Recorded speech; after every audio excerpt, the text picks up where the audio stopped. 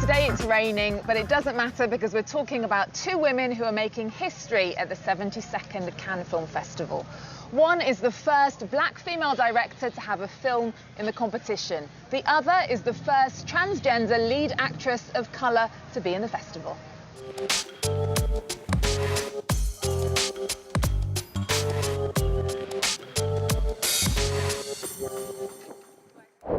Leyna Bloom, hello. Congratulations on the film. Thank you so much. It's a pleasure to talk to you. You are making history in Cannes. Yes. As the first transgender lead actress of colour in the festival. How are you feeling? I feel amazing. I feel like all my dreams and everything in my life has put me here, so this is a moment of a lifetime. Leyna, you've already broken so many glass ceilings. In 2017, you appeared in an amazing spread in Vogue India, the first transgender woman to do something like that. And when you auditioned for this film, Port Authority, you beat something like 1,000 other actresses to get the part. I don't necessarily feel like I beat them. I think they all had a purpose to be there. They were experiencing something that was never given to them. Having an audition and going through that process has never happened for a lot of trans women. Me, I am in the ballroom community, you know what I mean? I'm trained in my field of expertise to do this work, and I think they were looking for someone that was from the community and also was an actress that could portray the story, and Y's character is me. I get rehearsal every Friday and Wednesday here. If you want to see me, just like pull up. Thank you for the pizza.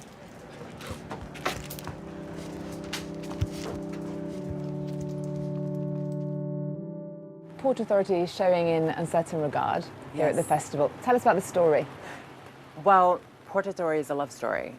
It's about so many spectrums of our human race, coming from black to white to trans to cisgender to ballroom to New York City, all those hashtags, you know what I mean? It's everything into one. We talk about the military, we talk about family, we talk about chosen family, we talk about new ideas of family, we talk about dance. It's just so much into one film, and that's why it's so much love into it.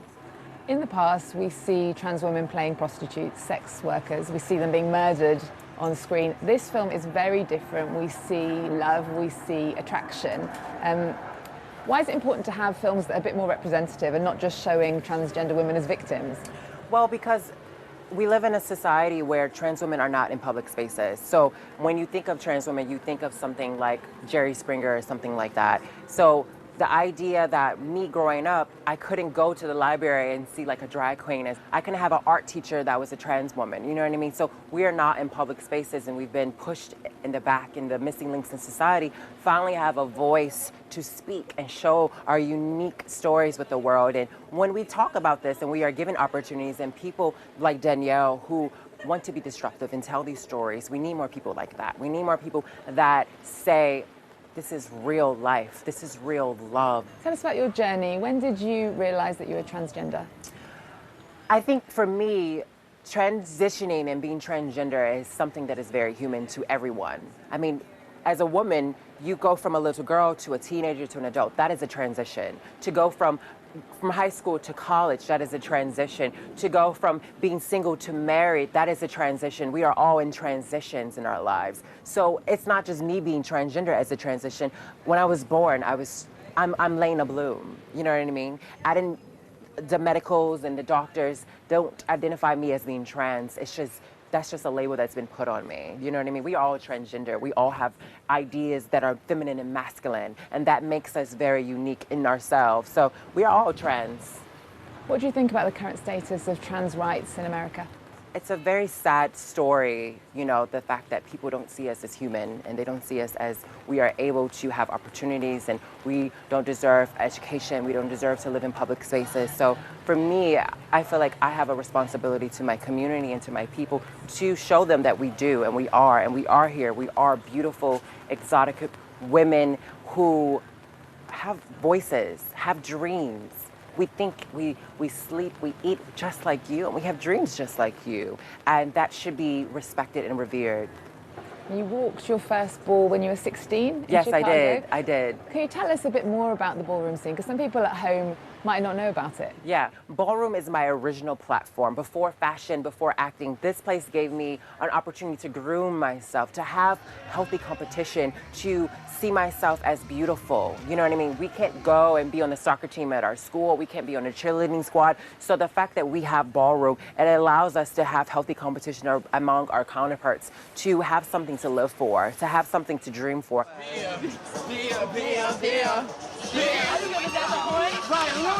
in the hole. Break it down, down. Break it down. Look at that. Break it. Oh.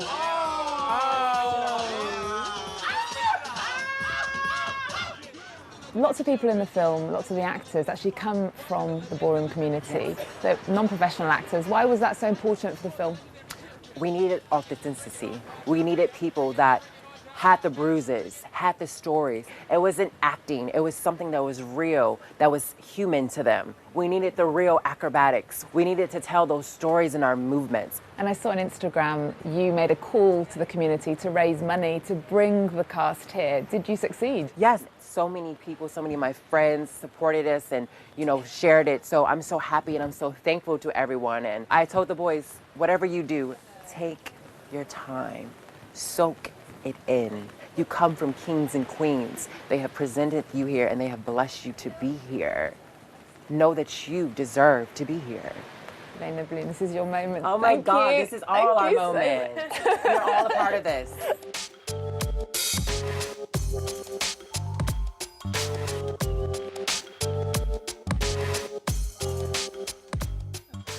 Another woman making history at the festival is the French-Senegalese filmmaker Diop. She's the first female of colour to direct a film in the competition. Atlantics is a supernatural tale set in Senegal about the refugee crisis. Louise Dupont went to meet her.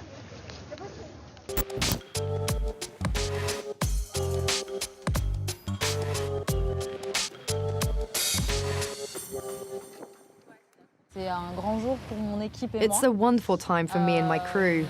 I'm taking it in without really realizing. What I'm mainly feeling is emotion and pride. I'm proud to show my film with the actors who've travelled all the way from Dakar. We're here together and it's amazing.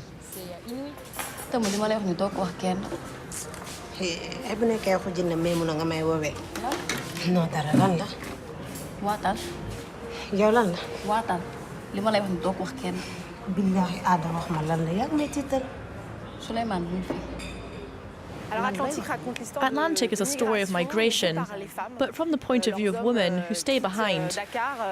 Their men leave Dakar for a better life, in Europe, in Spain. Why did you choose this point of view? It comes from my own experience, what I felt when I spent some time in Dakar in 2008. I arrived right in the middle of that massive wave of departures for Europe. That reality hit me. It shocked me because at that time I was freely going from Europe to Dakar to trace my roots. I was meeting these young people who were struggling to make that trip the other way. This question of exile is like a mirror between Africa and the West, and since I'm mixed race, it's quite important for me. The question of immigration is causing a lot of political tension. The far right is gaining ground across Europe. Do you think cinema can help change things? I started thinking about making the film 10 years ago. The political situation was different then. But what was striking at the time, at least in Senegal, was the scale of illegal immigration, that massive exodus. And as a person and as a filmmaker, I felt compelled to make a film about it. I was so shocked at the time by the media coverage of the issue. People were no longer individuals, but just figures and statistics, like they are now, but it was already like that in Senegal 10 years ago. So I wanted to give a voice to these people and contribute to restoring self-esteem in Africa.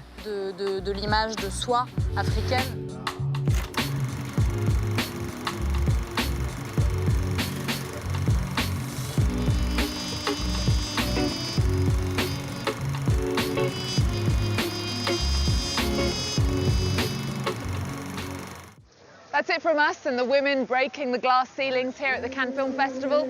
See you next time.